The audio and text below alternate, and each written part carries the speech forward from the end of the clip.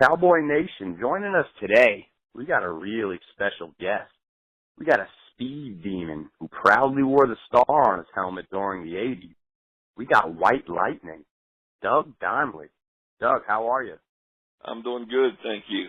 Oh, it's great to have you on. So, Doug, you're a former Cowboy and an Ohio State alum. You got to be pretty excited about how your teams are doing, huh? Yeah, this is a good year. Ohio State's made it to the Final Four and playing an old fellow of ours, Clemson. That Clemson game when Woody punched the guy back in the day, and then the Cowboys are playing well, so it's looking good. It's exciting. You know, it's interesting you bring that up with Woody. You know, you played with some legendary coaches. What was that experience like as a kid, losing your coach in such dramatic fashion? You know, that was it was really shocking, that whole scenario. Woody was such an icon, and he was Ohio State football. And we all the players knew and understood Woody and knew his passion and the way he'd punch guys, and we took it affectionately. But when that happened in the game, and then we landed in Columbus, Ohio, and Woody got up over the intercom and told us that when we landed in Columbus on the plane intercom that he would no longer be the coach at Ohio State. We were in shock, and we just kind of sat there on the plane in silence for 30 minutes before we got up and started exiting the plane. Wow. Yeah, I can imagine that being a big shock as a kid. I mean, the guy recruits you, and all of a sudden he's gone, huh? Yeah, that was, he was just, taught us so much and cared about the players so much, and to see it end that way was kind of disappointing. But, Woody always told us, I remember one Michigan game, we were in the locker room, and he was, in there doing his, fire and brimstone pregame talk and pounding the lockers and the chalkboard, and he said, we're going to come out fighting. And we came down the tunnel in Michigan. And when you come down the tunnel, you're supposed to take a hard left to your bench. And they have a Go Blue section where it's student body, and that's where the Michigan people come out, and they run through the tunnel of the line that the students make. And so when we came down the tunnel, Woody didn't take a hard left. He ran straight into the student body group and started a fight. Oh, man. Oh, that's great. Yeah, so anyway, it was he was a great coach, great person, a great recruiter. Another funny story, when I was at Cambridge, Ohio, my hometown, he was recruiting me. He came in to recruit me, and we're sitting there at dinner. He hadn't mentioned a word about football, and the phone rang, and my mom answered the phone, and she said, hey, Doug, you might want to take this in the back bedroom. So I went back in the back bedroom, and lo and behold, it was Bo Schembechler. Wow. He was just making a courtesy call to say, hey, Doug, we'd love for you to come to Michigan, blah, blah, blah. And so I came back out to the dinner table and sat down, and Woody promptly asked, who was that on the phone? And I'm like, oh, great, here we go. And I said, well, that was Coach Schembechler. So Woody stood up, came down at the end of the table, stuck his hand out, put it right there in front of me, and said, I want a handshake and a verbal commitment. You're coming to Ohio State. And so I hadn't made my mind up yet, but I wasn't going to tell Woody to sit down, so I shook his hand. Right. You shake the man's hand. Yeah, exactly. So Doug, let's backtrack a little and go back to Cambridge, Ohio, where you grew up. What was your childhood like, and when did you fall in love with sports? That's a good question. I think back to that time often, and I remember watching TV, watching football, and watching the Cleveland Browns and Paul Warfield, and watching guys make plays, and I always had a ball in my hand, and I just loved football, and I'd see guys on the field do something, and I always looked at them and said, I can do that. I feel like I can do that, and just loved playing. I started in the 4th grade, and I was one of the littlest kids out there, and I just loved the game, and so I played bitty league football, junior high, and then all the way up into high school, obviously, and I don't know that I had any aspirations or expectations, I should say, about playing Big Ten football. But I remember when I started getting letters from colleges, I was like, wow, this could actually be a dream come true. And so yeah, it was a small town, one high school. I was a running back in high school, and you know, when I go back, it's just fond memories, and it's still the same town. That's amazing. I know a little bit about Ohio. My dad lives out in Toledo. So, Doug, so you were a big Cleveland Browns fan growing up? Yep, I grew up a Cleveland Browns fan. I remember I got to go to a game, and I'll never forget. After the game, I got down on the field, and I'll never forget this. You know, I ran. My favorite player was Leroy Kelly, number 44, and he was, you know, running across the field after the game to the locker room, and I just ran up, and I just wanted to touch his shoulder pad. I ran up and I touched his shoulder pad. And I just thought, you know, it didn't get any better than that. So yeah, I grew up watching the Browns, and you know, it's not the Browns of today, but that was my team. Oh, that's great. Yeah, you know, just being an Ohio kid, you rooted for your Browns, and you went to Ohio State. That's great. Now let me ask you something. When did you earn the nickname White Lightning? You know, I got that name in college. You know, when I played there, and you know, the guys give me all this grief about, man, you know, there's no white guy that can run a 4.340. So they'd give me grief, and so they gave me the name in college, and then, you know, once I came to Dallas, it's kind of the same thing. People are skeptical about, you know, this, you know, white guy, they say he's fast. And, you know, did the same thing there, so that name carried on, and that just became my name. I tell people now, Eddie, that they used to call me White Lightning, now they just call me White. Oh, man, that's good stuff. Now, you see, I would have assumed that you got that name in high school because, you know, I thought it was cool to see that you were actually a three-star athlete. You played a little basketball, and you were a track All-American, right? Yep. I played basketball, played football, and ran track. That's correct. Wow, that's amazing. And you had some success in all three, huh? Yeah, I did. You know, it's just, you know, you think back, and you don't think about it, and a lot of times you don't appreciate what you accomplished, you know, during the time when you're actually doing it. It's always afterwards when you look back and say, wow, that was pretty cool. I did pretty good, but during the time, it's just what you do, you know? Right. Yeah. I mean, you know, you grow up, you love sports. I mean, I'm a big sports guy myself, so I can relate. I don't know if I quite had the talent that you had, though. But, well, I was blessed. People said I was fast, and I said, well, it may have been more feared, you know, running from everybody that was bigger than me. Oh, that's good. I guess, yeah, the fear will get you going more than anything else. Yeah. Huh? Now, Doug, you had a history of shoulder injuries that pretty much followed you all throughout your career. Can you tell us about that? Maybe the first time. Yeah. I started having reoccurring dislocations starting my sophomore year in high school, and my shoulder would pop out of joint, and it got to the point where it would just dislocate, you know, if I raised my hand above my head, and I had over 150 dislocations. So wow. They did a procedure on me that would tie my shoulder basically in a certain position where I couldn't elevate it and externally rotate it where it would dislocate. And so really, you know, they told me, look, Doug, you can't really play football with this shoulder anymore. And, you know, that's what the doctors told me. And I was like, well, that's not going to happen. And, you know, I played my senior year. I was a running back, so I didn't really have to get my hands above my head to catch the ball. I only caught one pass my senior year. And wow. all the colleges were recruiting me as a running back. And so, you know, my freshman year, I got to Ohio State, and Woody said, hey, Doug, you know, you can play every game as a freshman, as a wide receiver, and then we'll move you back your sophomore year.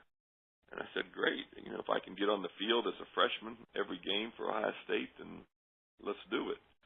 And I made the switch, and then we recruited Art Schleister. And, all right. you know, so I stayed out at wide receiver, and, you know, quite honestly, I could never get my right arm above, you know, very high, but I camouflaged it and made it work. And, you know, but it was a matter of time before that shoulder wore out. I now have an artificial shoulder joint in there, and I got the most out of it. Let's put it that way. Oh yeah, you sure did. You turned that into a pro career. I mean, that's the percentage of guys that play high school and then college and then make it to the league, and you were able to do that with a chronic shoulder injury. That's pretty impressive. Yeah, it was. Like I say, it was a blessing. It was an honor to be able to play at that level and play for the two teams that I did, and just meet all the guys that you meet during your playing careers, and those guys become lifelong friends. And so, yeah, it was a great experience. Doug, how did you spend your draft day? That's a funny question. So I was in Columbus, Ohio. I was at my apartment, and ESPN had just come on, kind of the scene, and my parents were sitting there with me, and I had the local news media there, and so they were going to film, the anticipation of, when was I going to get drafted, and it was projected in the first, second round, and so I'm watching TV, and that's kind of where you find out, and then you get the phone call. Well, I'm watching cable, and my cable goes out. Oh, no. So now I'm sitting there, and I get a phone call, and I forget what team they said, but it was one of my buddies playing a joke on me, saying, "Hey, Doug, this is so-and-so," and then I'm like, "Okay, great," and then he said, "No, just joking." Oh, no.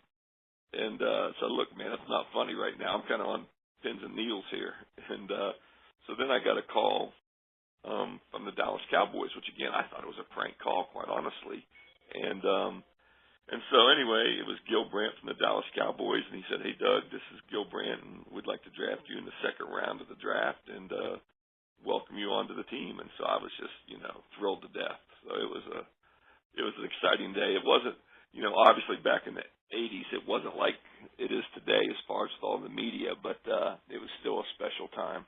Oh, I'm sure. And do you still talk to that buddy today that played that joke on you? Yeah, I do. I've got him back though since then. Oh, glad to hear. See, you go from one legendary coach in Woody Hayes to, I know you had another coach in between, but then you go to Tom Landry. I mean, we're talking the ultimate icon there. What was Tom like? Yeah, talking about an icon and just intimidating presence. I mean, he was just he was so stoic. He was quiet. He was the opposite of Woody. Woody was so emotional and passionate. And then Coach Landry was just so stern and quiet. And he was such a teacher of the game. But, just the charisma and the presence to be around him was a unique experience. And he was a tough guy to play for. His expectations were extremely high. And, if you didn't perform, and he let everybody on the team know that, hey, this is a bottom line business, and if you perform, you'll be here. If you don't, you won't. So, it was a great experience playing for him. Oh yeah, I could imagine. And you played on some teams that did have some success. You played in a couple conference championships. What was the highlight of your NFL career looking back? It's funny when you ask guys, and people always think their games, and I guess one game sticks out in my head. I was a third receiver, because when I came, it was Drew Pearson, Tony Hill, and Butch Johnson, and then my fourth year I started, and we were starting Monday Night Football. The opening game of the season on national TV was the Cowboys against the Los Angeles Rams, and OJ and Howard Cosell were up in the booth, and so it was a big game, and I had like 11 catches for 100 plus yards and made a behind the shoulder one hand catch, and so that game kind of sticks out in my head. But the things that you remember are just the fellowship and the relationships, the locker room and the training camps and all the stuff you go to get there.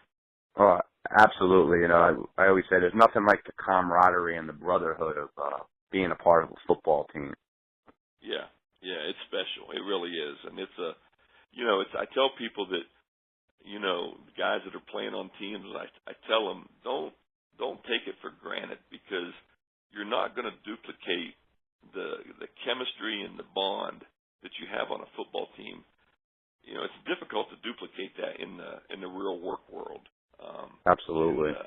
Yeah, so it's just a unique dynamic, and again, it's a lifelong relationships that you build with guys, and you wouldn't trade that for anything. Oh, definitely not. Doug, what was the 1982 shortened season like? That was a strange year. That strike happened. There was a lot of turmoil in the locker room because some guys wanted it, some guys didn't. Right. I owned a tennis and health club facility, and so when we'd have our meetings, our strike meetings, we had them out there. And I remember, it got heated with, Randy White, Danny White, Dorsett. There was some guys didn't want to cross the line, some did, and so it was just a weird year. And like I say, there was a lot of conflict there, and some of that never went away even after we went back. There was some bad blood there. Oh, wow. Jeez. Now, Doug, let me ask you this. I hate to put you on the spot here, but who was faster, you or Tony Dorsett?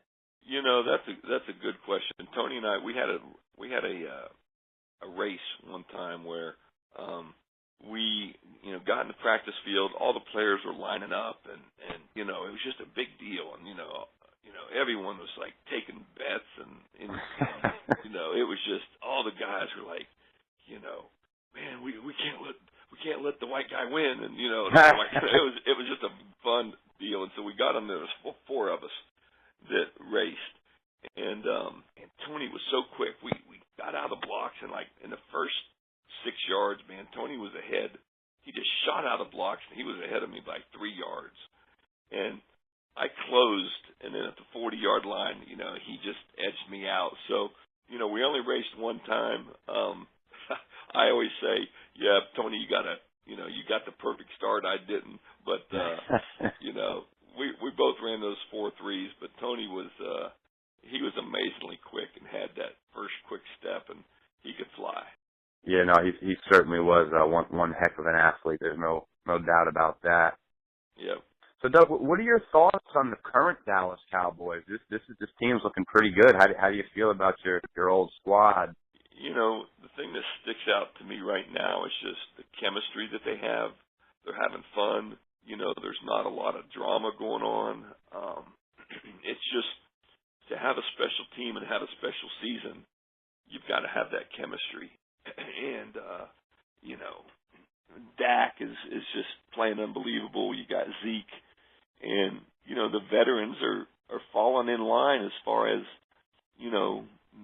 Dak has kind of taken over the leadership of that team. And so it's neat to see guys like Witten and Dez and guys, rallying behind him. And they're just playing great football. The defense has responded. And, it kind of feels like it's going to be a special season. Absolutely. I couldn't agree more. And you think what do you think as far as the league MVP? You think that Zeke has a shot, or even Dak for that matter, has a realistic shot at league MVP? I don't see how not. I mean, you look at what they did last year, and you got 2 rookies like this that come in, and the yardage that Zeke is putting up, and I don't care. You can talk about the offensive line, and they're great, but all you got to do is watch football and see how tough a runner Zeke is, and then to see what Dak's doing as a rookie. Those guys have got to be in the consideration, in the top 3. I mean, you can throw Brady in there, but New England won games without Brady before he got there. When he was suspended. So I think those guys have to be considered. Absolutely, I agree. Have one more question about your playing career. I know you retired and then you came out and speaking of big time coaches, boom, you go to Chicago for Mike Ditka. Yeah, Mike was my receivers coach here in Dallas, and so right. After my 4th year, I flunked the physical here in Dallas, and so Chicago. If you can fog a mirror in Chicago, you can pass a physical, and so.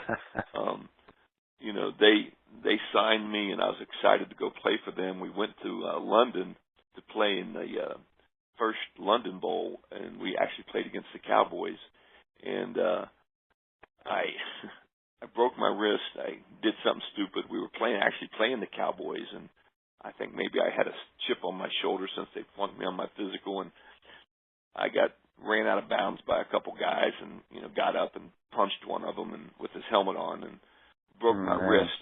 And so they took me out of my cast a little early. I broke it again, and so I went on injured reserve. So I didn't get to play that season, but what little time I was there, being around Walter and all the guys from the '85 team, it was pretty cool to see those guys, and you learned real quick why they won a Super Bowl, because of that chemistry and everything they had. So that was a cool experience. Oh, I could imagine. That's exciting stuff. Doug, do you play, or I know you got some kids. Do you or your kids play fantasy football at all? Yeah, we do actually. We have a neighborhood league, and we have eight dads on a team, or 8 dad teams, and then 8 kid teams, and so we're down to the final 4. And my kids and I, our teams are in the final 4. So yeah, we play and have fun with it. Wow, the Donleys taking over the league, huh? Exactly. Now, let me ask you, who was your first pick? My first pick was so I picked for both teams, my kids' team and my team, and I took Antonio Brown. Can't go wrong there. No, couldn't go wrong there. And then for my other team, let's see, I took who did I take? It's funny, I ended up picking. I'm gonna look and see who I took. I think I took Matt Ryan's my quarterback, but that's not who I took. I picked him up later, but I forget who I took for the other team. But Antonio was my first pick for one. Oh yeah, you can't go wrong. I myself got lucky enough to have Zeke Elliott, and not only is he, in my opinion, is he the league MVP, he's certainly the fantasy football MVP. Oh, without a doubt, that's incredible. Yeah. So, Doug, you gotta, if you had to make a Super Bowl prediction today, what 2 teams are going to represent the AFC and the NFC? Who would you go with today? I mean, I think in all, Homer opinion aside, I think it's the Cowboys and the Patriots. I agree. I just think that, that'd be a marquee matchup, and those teams are playing the best, and, I think that'd be a great matchup. Absolutely. I agree. That's actually my pick. Although I keep saying I could see those Pittsburgh Steelers once they get in the playoffs. I could see them being a dangerous team to make a run. Yeah, they're dangerous. This daggone New York Giants are dangerous. Absolutely. But hopefully it'll be the Cowboys and the Pats. Absolutely. That would be an exciting one. So then what are some of your hobbies that you do now outside of football? What kind of stuff do you do now for fun? Well, most of my time spent, my kids, I coach their teams. They play football and basketball, and I coach, and so that takes up a lot of my time. I play golf, when I have time, but still work out, try and stay in shape. But most of my waking hours are with those kiddos doing something, and I wouldn't trade that for anything either. Oh, that's great. I'm a father myself to a young daughter, so that's something I can really appreciate and respect. Yeah. Now, Doug, speaking of golf, why don't you tell us a little bit about Advantage Hole-in-One? Sure. We are a hole-in-one company, and so what that means is we insure contests. Those contests are hole-in-one contests or golf tournament. We insure half-court basketball shots at college and NBA games. When they pick someone out of the stands, we can do hockey shots where someone shoots from, the center line. Any type of contest where someone's trying to attempt something, and then there's a big prize to win, whether it's $1 million or a car or whatever. We insure those contests, and so it's a lot of fun. Yeah, that seems pretty interesting. I don't know if I've ever heard of a company quite like that. Yeah, we're kind of behind the scenes. You've got the sponsors, you've got the contest, but when that guy jumps up and down and wins $1 million, we're the company behind the scenes paying that prize off. Oh, that's amazing. That's exciting stuff. Yeah, it really is. I enjoy it. It's fun coming to work every day. And do you do a lot of traveling with that work? No, luckily I don't. We can insure things. We work with companies and events all over the United States, and so, but it's not something that requires me to do any traveling. Gotcha. Oh, that's cool stuff. I'll definitely have to look into that. And everyone, make sure you check out Advantage Hole-in-One, the Hole-in-One insurance company. That's If you're great. having a golf tournament and need a hole-in-one prize, give us a call. Well, my golf game's bad. I might need insurance just to step on the grass. Jeez. Yeah, I understand. Trust me. How's your game? How's your game, Doug? Golf is a great equalizer, man. You can be a great athlete or think you're a great athlete, and then you get over that golf ball, and, man, it just it seems simple, and they make it look simple, but as you know, it's not a simple game. But I enjoy it, have fun. I like getting outside, but the course record's not in danger when I'm playing. Oh, that's great. Well, Doug, listen, I appreciate having you on so much. And if you're ever in the New Jersey, New York area, I'd love to play around with you or buy you around. I really appreciate you coming on the show. Well, thanks for inviting me, and it's good talking to you. And have a good Christmas and New Year. Yes, same to you, Doug. Happy holidays to you and your family. Thanks again. All right. Thanks a lot, Eddie.